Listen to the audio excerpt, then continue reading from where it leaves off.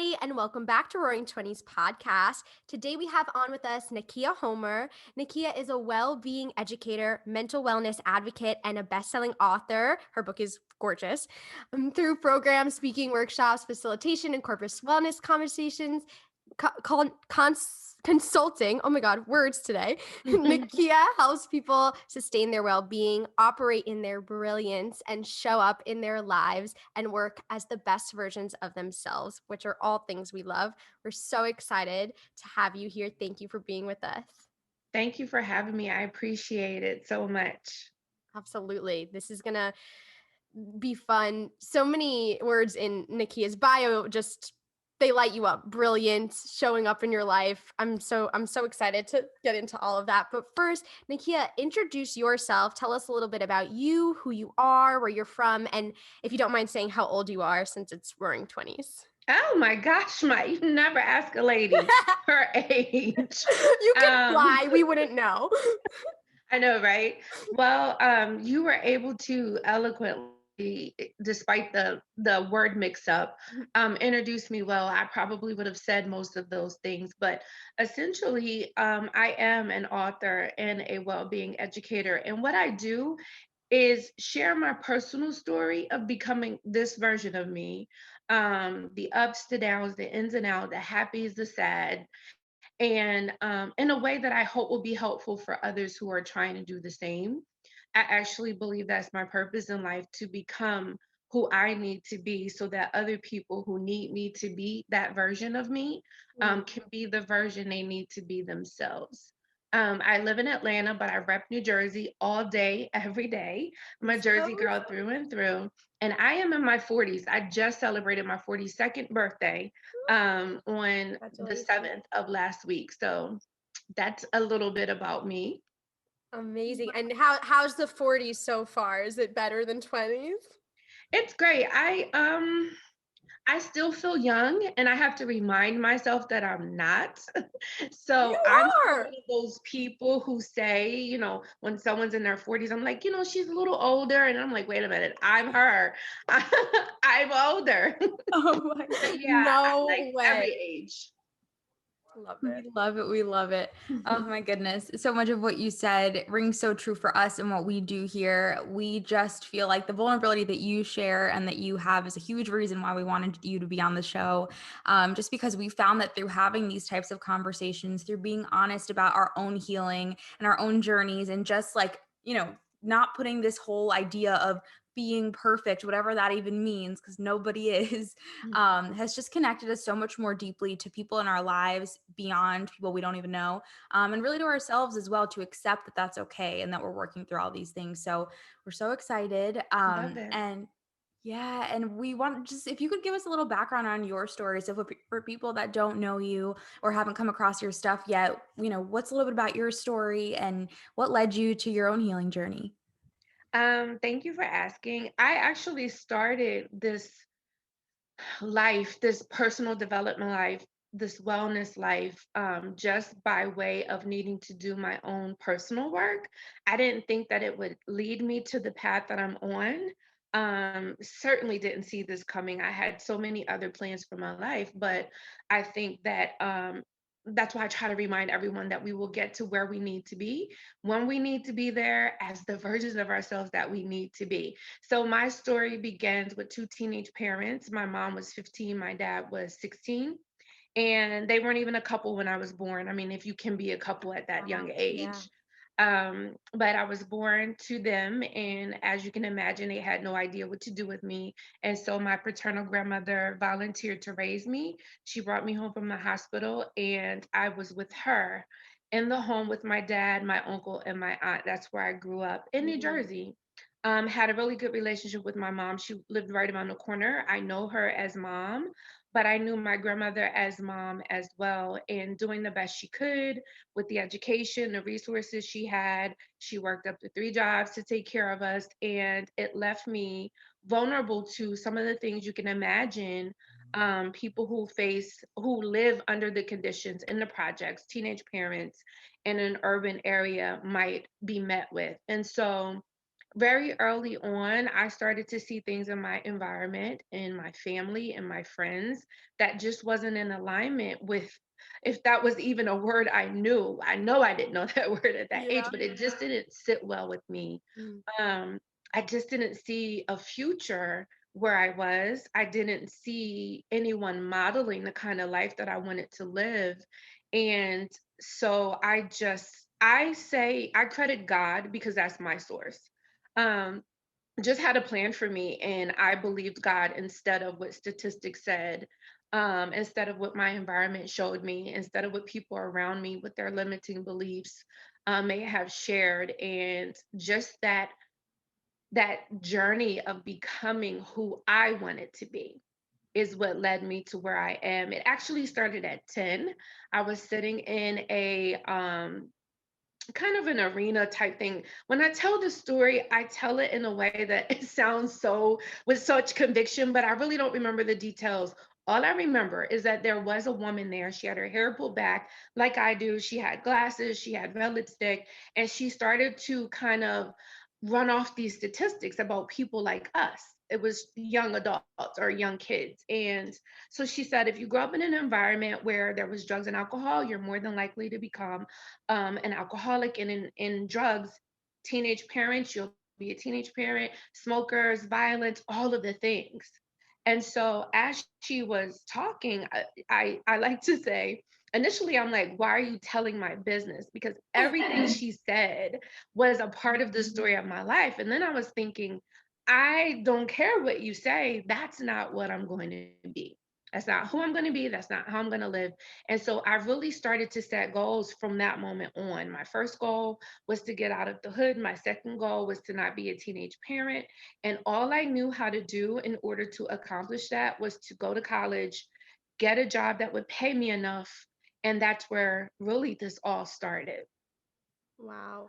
It's a beautiful story, and something that you said a couple times that really stood out to me is this idea of like limiting beliefs, especially I think in our 20s, and then also beyond that, given where you come from, what circumstances you come from, the people around you, like it's a double-edged sword because we have our own limiting beliefs about ourselves, and then there's like all these other beliefs that are put onto us from our parents, our community, our teachers, whoever it may be. And so I'm curious as to how you were able to go so vehemently in the direction that you went and not give in to the limiting beliefs that maybe your community or your parents or whoever were even subconsciously putting on you, because I think a lot of times it's not purposeful that people Mhm. put their limiting beliefs onto us, but it just is one of those things that happens. Yeah, agreed. No one ever said to me, do what I do, go where I go. In fact, my parents, who did the best that they could with the mindset, the capacity that they had, urged me not to. Mm. But we often end up doing what we see more so than what is said to us because it's a part of our intake. It's input and then output. And what we see, what's modeled, and if it's, especially if it's all we know, we tend to just do what comes easily to us. And so when I share my life, especially with people who are younger than I am, I don't I try to be careful because I am looking in hindsight and seeing the things. But when I was in it, I had no idea what I was doing. So when someone said something, if it didn't sit right with my spirit, that's how I like to say it. We all have intuition. We all have this core being that sits and resides in the inside of us. And a Mhm. lot of times we feel a certain way, but we ignore how we feel based on what's said or based on what we see. And so, because I was alone a lot growing up, and because I didn't identify with a lot of people growing up, I really started to look inward very early on. And because I looked inward, I trusted what was being said to me in there. Yeah. I trusted what I felt in there. And so, to answer your question, as I grew up and people were introducing certain lifestyles, certain ideals, my grandmother, in fact, wanted me to do a certain thing in life that I didn't end up doing. I compared what was being said to what I felt. I started there. The other thing that was really important, and I see this looking back, that I've always done this, I like to check the source. So speaking of those limiting beliefs, I know that certain people only have a certain capacity when it comes to things like entrepreneurship, personal development and spirituality, healing, growth. You can only do what you can do based on your lived experience. And so I would look at the source and I would say, well, why is this person saying this to me? Do they have the information I need in order to actually get the answers I seek? And if the answers were no, I would, keep seeking. Mm. I'm so glad you said that. It's something me and Brenda, I think, have learned a lot, particularly this year, is in alignment with checking the source of like to not take advice or criticism from people whose lives you don't wish to emulate. Yes. And it's just that has been a big learning lesson for both of us this year. So I'm really glad you brought up that point. Yeah, Yeah. definitely. It's so easy, especially I think when you have a lot of empathy and care for others and just value people's opinions. I know for both Julia and myself, a big piece of our purpose is, making people feel less alone and making them feel heard and understood. So sometimes we don't even realize that comes along with almost like taking on people's opinions so heavily.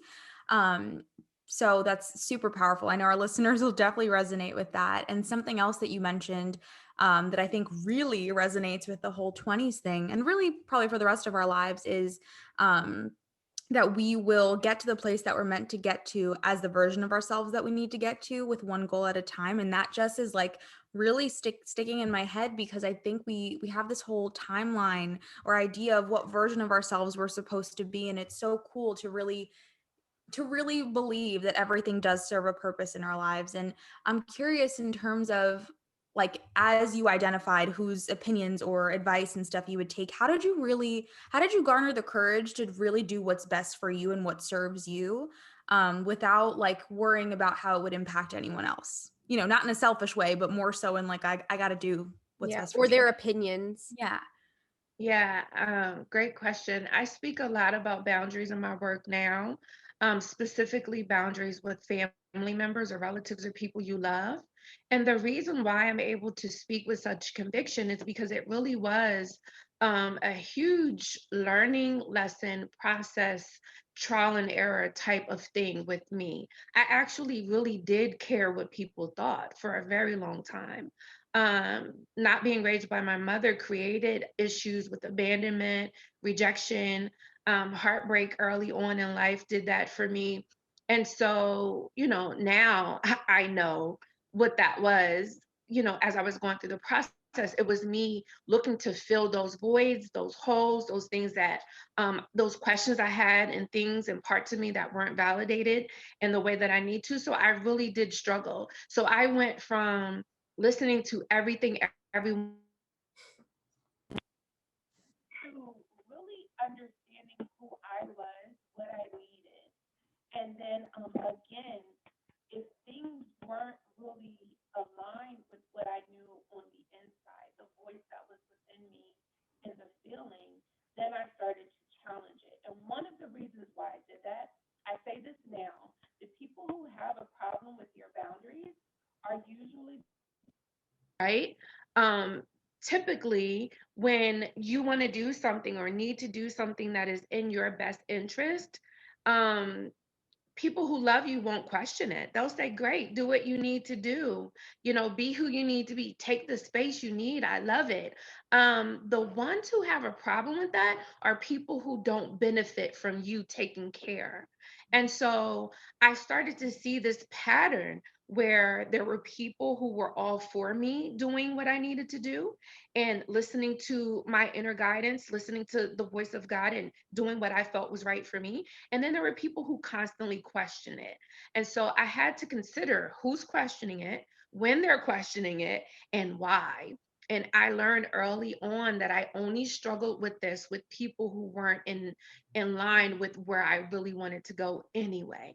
And so rather than feeling guilty about releasing those people or putting some distance between us or doing what was needed in order for us, whomever this was to, go into ourselves, I saw what I was doing it for. And so I always tell people, if you struggle with boundaries, ask yourself why you need it, because boundaries is not a punishment, it's preventative work.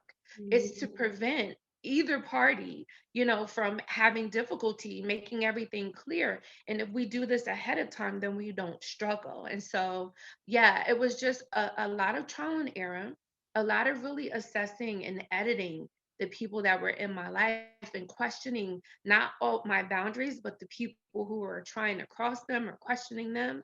And then I saw this pattern. And so the next time I knew what to look for. Mm, yeah. Well, I'm so glad that you got into that because it can be a really difficult thing, boundaries. I think, especially in our 20s, it's something that we're really learning about and then unlearning and then relearning and then reassessing. But it really is important.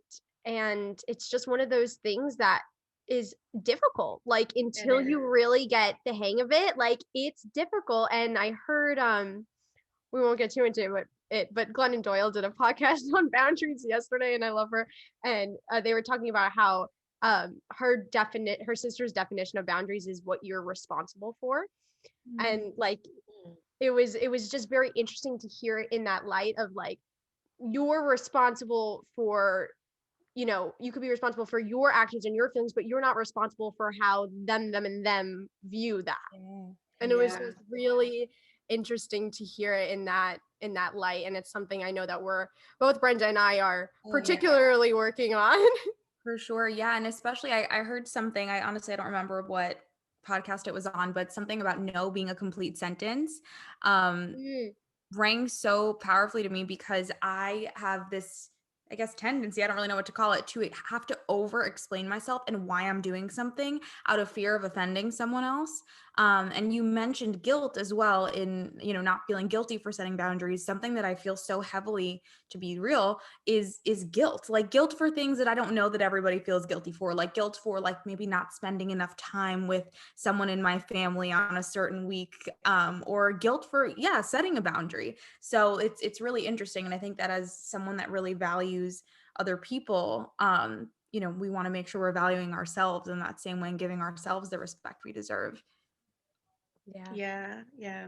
It's also helpful to others because a lot of times, one of the things that I've noticed with myself and then in my work as well is that a lot of times we get upset or offended by people who cross boundaries we never said. We've never had a conversation about our time with our mother, really, because it's our mother and we don't want to offend her and we don't think we can. We don't want to be disrespectful. But a lot of times we're projecting how we might feel, because we haven't grown into ourselves fully and into our voice fully, and even understanding and taking ownership of why we need it. We project how we might feel if we hear it, when truthfully, as I said, the people who love you are okay with it. And sometimes it's just a matter of having a conversation and being clear on what you need, and then it's just everyone's all for it and you don't have anything to really feel guilty about. Incredible piece of advice. Definitely. Yeah. And I'm curious, just kind of going off of that, for someone that's listening and, maybe they've attempted to create a boundary with someone in their life and they find that person consistently breaking that boundary, maybe having a conversation about a topic that you've said, this is not something I'm comfortable about talking about with you, whatever it may be. What advice would you give them? How would you navigate? Let's say it's someone that's important in their lives, that they don't particularly want to exclude, but just doesn't get it the way they need them to. Let me make sure that you guys can hear me clearly because it was a little bit of a delay. If you need me to stop, I'll stop. No, we hear Um, you. Great. So I have this whole thing because I really needed it about boundaries that I just think of when I think of having tough conversations. So the one thing is to, a lot of times when we have a boundary, it's or need to create a boundary, especially now, because this is the season of boundaries and we're all woke and we're all healing and growing. But it wasn't this way that long ago. You know, we were kind of, those of us who were seekers and really trying to become who we wanted to be, we were doing it in secret and we're having these conversations, right? So we engage with people based on how we knew to engage with them. And however that was, we just accepted whether we liked it or not. And then now we're growing and we're healing and we're becoming more confident and more aware. And we need to change the dynamic of the relationship.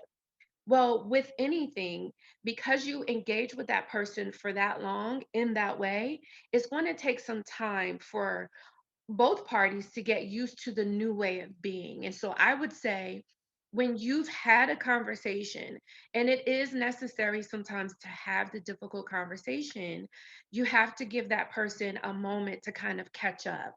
And then a lot of times we have to even guide them along the way because it's our boundaries. They don't know it. So we really have to be clear. So I would say, have the conversation if needed. Sometimes it doesn't require conversation. Sometimes we can just start to do what we need.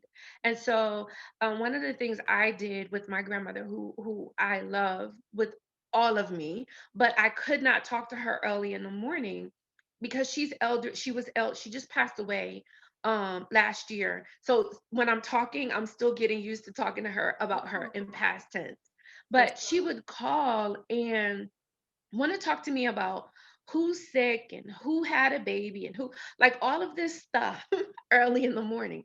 And I'm like, I can't do that before getting ready for my day. It's too heavy, it's too early. yes. So I didn't want to hurt her feelings and say, you know, don't call me early in the morning, or I don't want to talk about that. So what I did is I just stopped answering the phone, because you don't have to answer the phone if you don't want So to. true. So I didn't answer for an extended amount of time. And initially, when I did call her back, I would call her when I knew I was ready. She would say, "Oh, I called you," and I would go, "Yeah, I wasn't available." So I'm telling her and showing her by not answering. Wow. After a while, she realized she would get me in the afternoon if she tried, or I would call her in the afternoon, and that's when we would talk. She just stopped calling in the morning. So I didn't have to hurt her feelings. I didn't have to have this difficult conversation that I didn't want to have.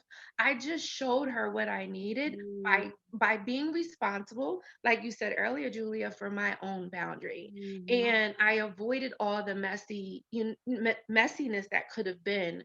And that's my best example. So have the conversation, and then sometimes you have to give people time or guide them along the line of your boundary. And eventually, again, the people who love you will get it. Now, if you've done this and they're still crossing the boundaries, then you need to question the person and the role that they have in your life. And that goes even deeper into difficulty, but it's a part of life. Yeah. Yeah. Oh my goodness, that makes so much sense. Just what you said in general, we actually say this in a different setting. We say it, Julia, to our friends, like as they're navigating the dating world, we're like, what you feel is valid. Getting offended, it makes sense. But here's the thing, like, did you have this conversation? Because if you're playing by these rules, quote unquote, or playing by this playbook, and this other person has no idea what the rules are, like, how can you expect them to succeed or meet you where you are? So that reminded me in that sense. And then in terms of kind of training people for these rules or guidelines, whatever it is that we want to call them, it's so interesting because I feel like we talk about evolving a lot because we have ourselves evolved obviously throughout our lives, but very much throughout this past year. And it's funny because as these like newer, more authentic versions of ourselves come about, of course we're shifting. And for myself, for example, just to give a very quick one, there was a point in which I used to like ask my boyfriend, ask my friends, ask my family to like help me stick to a certain like regimen when it came to honestly dieting and stuff like that. And then as I wanted to exit that piece of my life, I would get really offended by people when they would continue to do so because I'm like, I'm over that. I'm over that phase. You don't get it. You don't respect it. But the reality is, I trained them to do that. I trained people in my life to comment on what I was eating, how my body looked, how much I exercised or didn't. So then to them, they're like, you know, we love you and we respect you, but this isn't What you. are the This is a rules? different Right. version. Yeah. Like, so having that expectation without actually, um, I guess like under the radar, people, even if they love and respect you, it's an adjustment. Yeah, that's a beautiful example. And I think too, just for one, I envy, in a good way, women like you who are on this path in your 20s, Mm. because although I was doing my thing to get me here, I wasn't as aware of what I was doing, and that awareness is so helpful, just in navigating life. So like you said, um when we all grow out of things on a regular basis, but sometimes we don't have the conversation with the people who aren't growing with us or who we need to grow with us, and then that creates some tension. And so I love that example. And I have several of the same. Looking back, I'm like, oh, that was my responsibility. I created that. Mm-hmm. And just what I love about awareness is it's empowering, because if it was my responsibility to do something back then, I can certainly do it now. I can change my mind. If it was on me and I'm the one who needs to make the necessary changes, and I love it because I'm like, okay, well, this is what I need. I don't have to wait for anyone else to do it. So, and especially in dating, a lot of my clients and single friends, they're complaining about this dynamic with this person that they're dating, and I'm like, you're answering the phone at 11:30 and 12, and you don't really want to talk, that late in the evening, because it leads to certain conversations. You have to stop answering. You Yes. have to answer when you want to talk.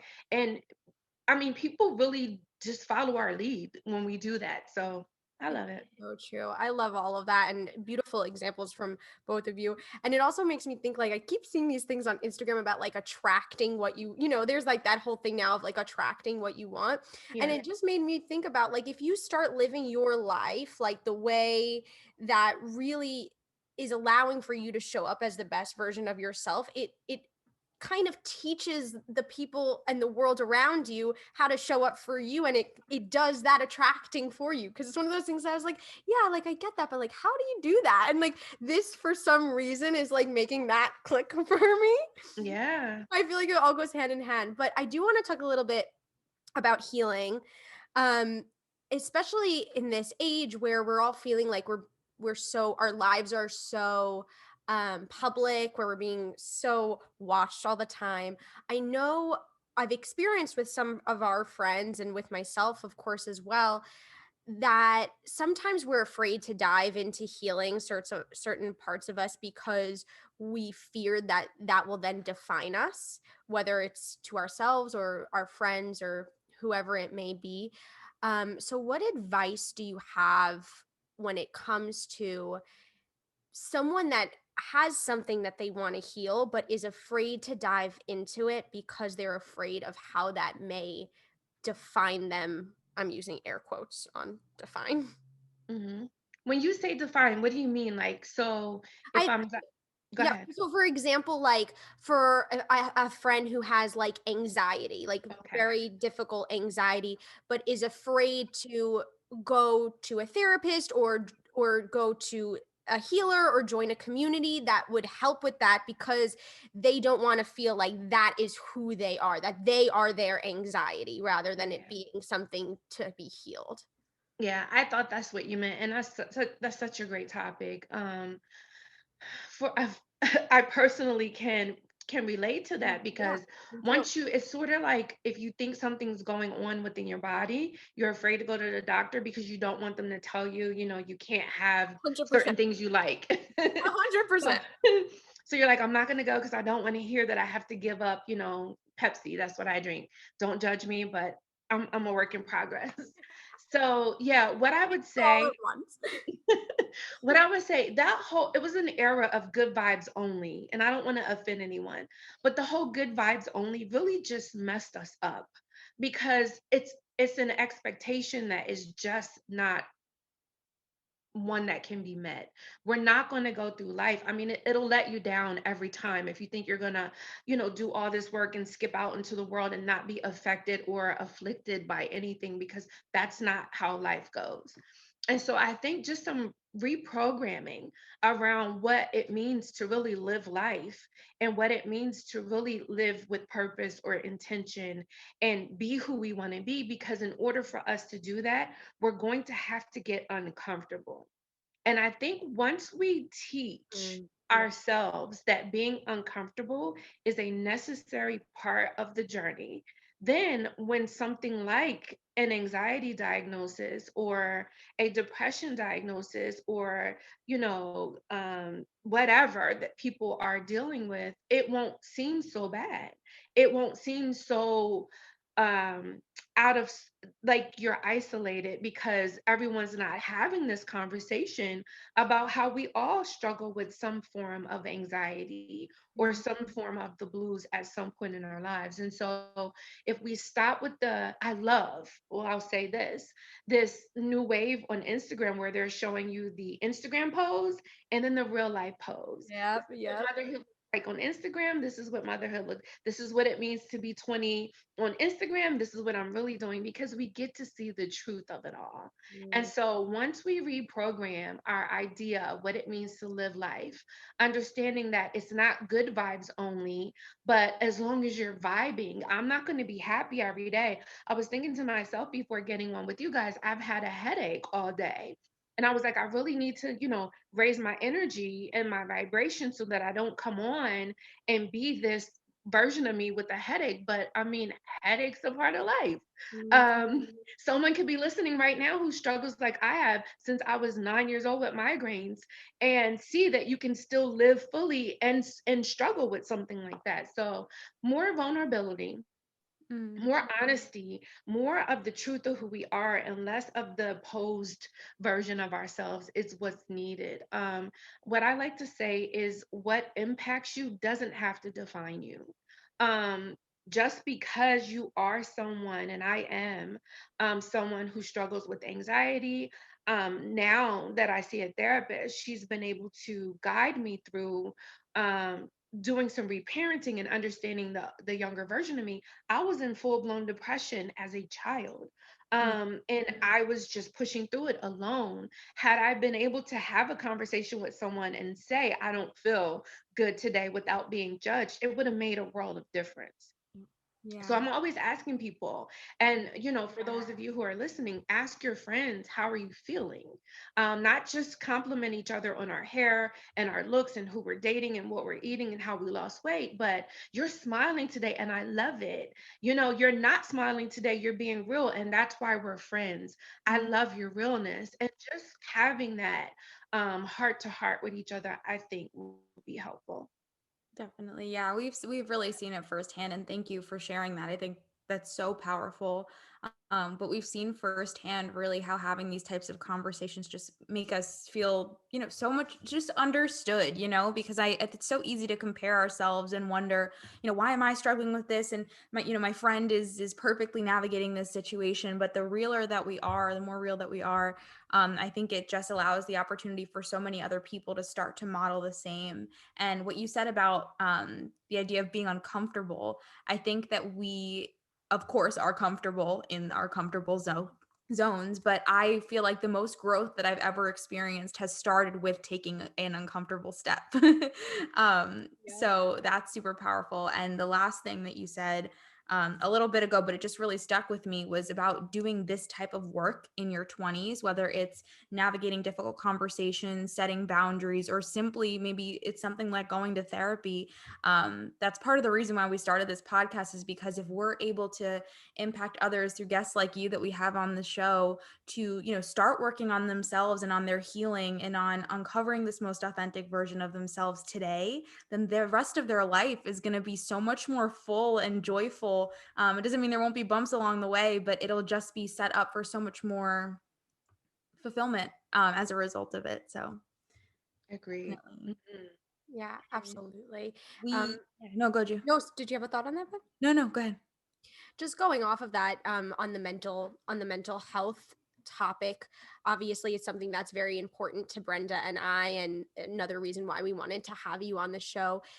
Is there anything that you kind of started to touch on it with the good vibes things, but is there anything that you're seeing that's really like missing in that mental health advocacy space? And if so, is there any way that we can help to contribute to making it better, more inclusive? I would just love to hear your opinions on that. Yeah, I do. One of the reasons it took me a while to get here as a former mental health professional. I worked for years in my 9 to 5 work, working with others in the area of mental health and wellness and all sorts of things, domestic violence shelter, just all over. When it came to leadership and when it came to leading voices in the area of wellness, there wasn't a lot of people of color Yeah. and Black women in particular. And so I appreciate you sharing your platform with someone who doesn't look like you and maybe identify in the same ways, because although we have differences, life and how we live it is not that far removed from one another.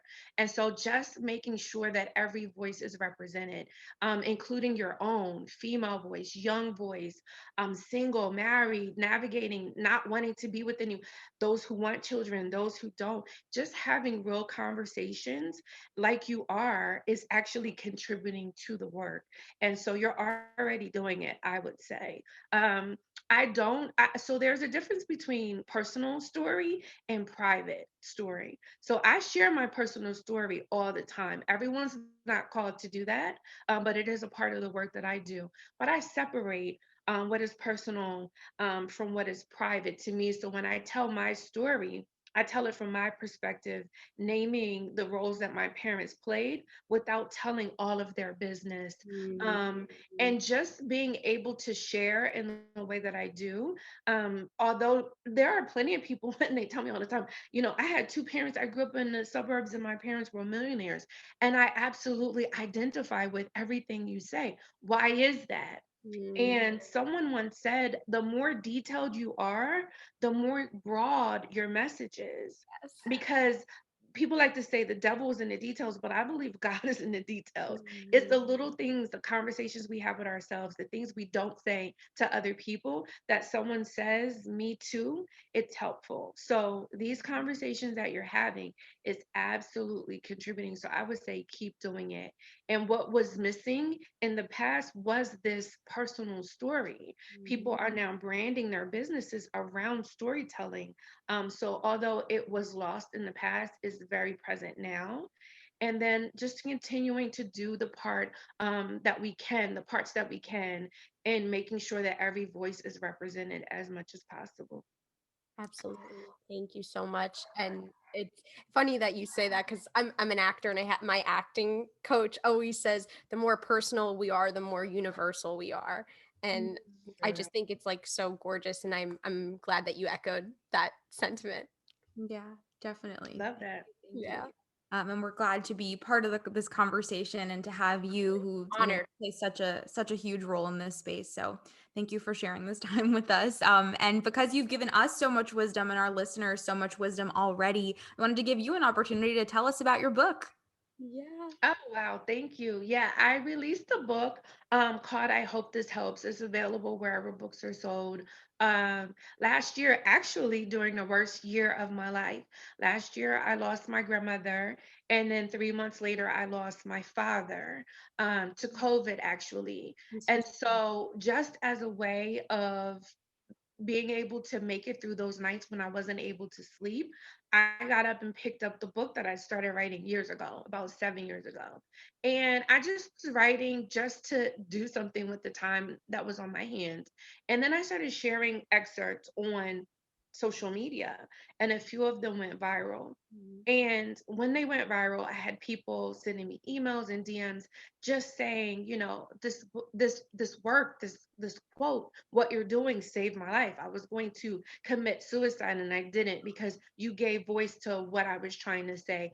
Or, I wanted to leave my husband and felt like a failure and now I can. Or I don't have children and I thought I was a loser and now I see. So it was just so many small messages like that. And I thought to myself, I need to put the book out. So initially, I was just going to print copies for my family. We were all healing from the loss of our beloveds. And because other people said it was helpful, I said, okay, I'll put it out there. And so I Hope This Helps became available November of 2020, several months after losing. And my community just really showed up for me, making me a best-selling author on Amazon in 2 categories at the time. It's still selling, months later, and I'm working on book number 2. But this book is what I consider my baby. It really did push me to do what I am actually supposed to do in life. I like to be in the background on the sidelines helping others. I don't care about followers or likes or accolades. I just like doing the work. But what I realized last year is that in order for me to really be impactful, I do need to stop dimming my own light. And so when I use the word brilliance, I am really trying to make sure that everyone who has that light, who has that calling, that purpose, that thing, and it doesn't have to be a book or a business or an acting career or a husband or a baby. It could just be you saying, this is me. And I am okay with being who I am. And I'm going to show up in my life, in my work, with my family as I am without apology. That's good enough for me. Wow. I got chills. Brenda crying? Brenda's crying. Beautiful. And Oh. you're gonna have to come back now to do a whole nother episode on just that topic because it's so Oh, wow. important. The brilliance, the not dimming your own light. We all do it. I don't know why we do it, but we do it. Yeah. But thank you so much for sharing all of that with us and for giving us your time today. This has been absolutely an honor and so incredible. And we just have 2 little last questions before we let you go. Sure. If you could tell your 20-year-old self one thing, what would you tell her? I love those kinds of questions. I would tell her she's doing good. You're doing, no one really ever tells us that we're doing good. They tell us what we need to do or ourselves. We don't usually tell ourselves that what we're doing and who we are is okay while we're building who we want to be. So I would tell her, you're doing just fine. You're doing good. Just relax.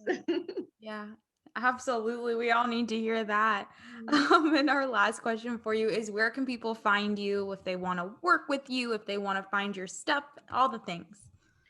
So thank you. I just did a beautiful rebrand.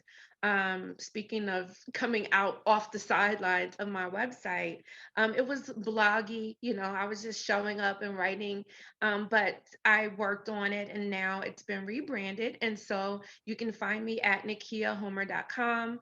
I'm everywhere on social media at Nakeia Homer. And I just decided to relaunch my 12-week program where I work with people one-on-one every week via phone or video call to really push through difficult seasons that you wouldn't have someone there with you holding your hand, telling you the truth, sharing your own personal story to do. And so that's there. My book is there. And yeah. Amazing. Nakeia, thank you so much for your time, your wisdom, Thank you. everything that you've contributed today. It's been an honor. It's been so wonderful to get to talk to you. I appreciate you both. I love what you're doing. Keep it up. And if no one told you, you're doing good. You're doing well. Thank you. You are exactly who you need to be. Take the pressure off and just keep being. Thank you so much. We needed that. We always need We that. did. Especially us welcome. type A's. We need that. Oh, We need that. Thank you so much, Nakeia. Goodbye, everybody. bye, everyone. Thank you.